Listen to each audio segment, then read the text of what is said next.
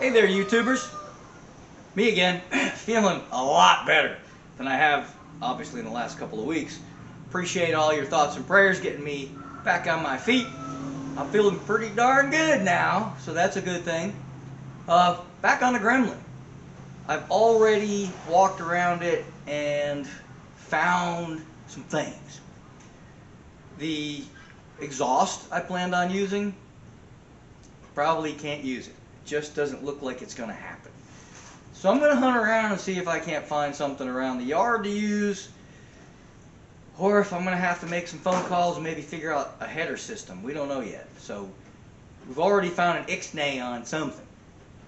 But I do have a friend of mine that I made over the internet. In fact, let me go ahead and give him a little perk right here. It's 68_AMX_LS. Okay, we'll let you look at that for a minute in case you want to write it down. He gave me this cool magnet, so I won't forget. He made some motor mounts, and he has numerous AMCs with Chevy V8s in them.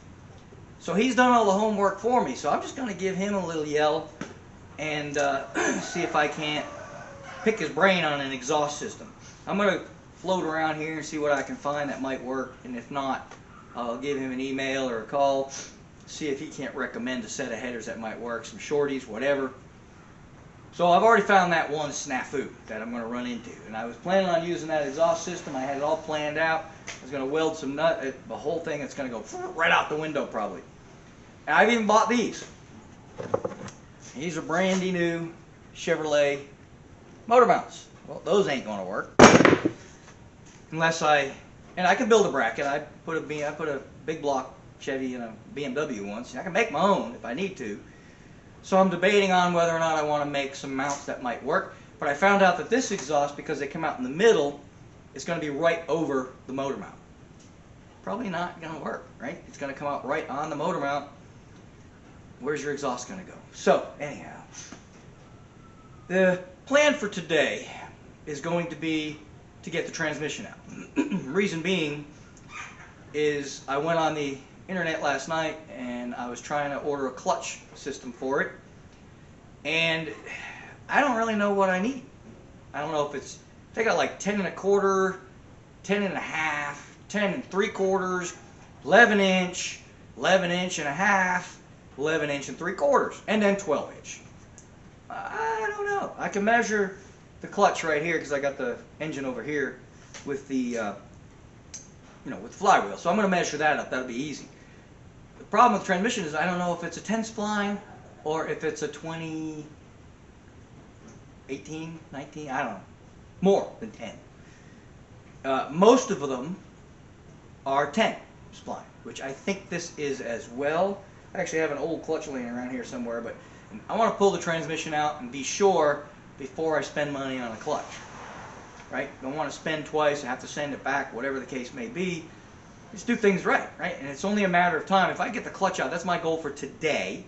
It's rainy out today, but it's not cold. It's like 45 degrees out, so it's not too bad. If I get the transmission out, then I can figure out what spline it is, I can figure out what size clutch, and I can go ahead and order my parts. That's my main goal for today, is get the transmission out of this bad boy. Then we can start taking the engine out, and then we can start figuring out how to get the new engine in. Why do I do this to myself? I've always said, if it ain't fun, why do it, right? And I act sometimes like, because I know it's going to be a bit of a battle. But I don't know, some people like fighting, right? I enjoy fighting. I used to anyway when I was younger. I'm getting too old for that stuff now. But I enjoyed a good fight. I like to watch MMA. I used to like to go in the dojo and work out and fight. And of course, those days are over for me now, but I still enjoy it. I still go to the gym and I still work out the same way. Same with a car. I enjoy the battle. Sure, you get aggravated. There's times you're throwing wrenches and you're making up new words. Yeah, that happens. But I found out that why do I do this? I do it because it's fun. I watch a lot of these shows. They got deadlines. Everybody's stressed out. I'm like, well, why would you do that? This is fun, right? This is my stress relief. If I start getting aggravated with it, I will put the wrenches down, walk away, go get me something to eat, because eating always makes me feel better, you know. And then when I come back, sometimes it'll go super easy. I'm like, why was this so hard earlier? It's because you start getting aggravated and your brain starts going on fight or flight. And yet, with me, it's normally fight, right? So I'm gonna beat this thing. I'm gonna get it. But that's not what works, right? For me. And I mean, you can eventually either break it or you make it, right? But if I walk away, so there's your flight, right? You walk away, you cool off, you calm down, you chill a little bit, let your brain do some thinking. I've already done a bunch of brainstorming on this now after doing a bunch of measuring and stuff when you weren't looking. Why weren't you looking?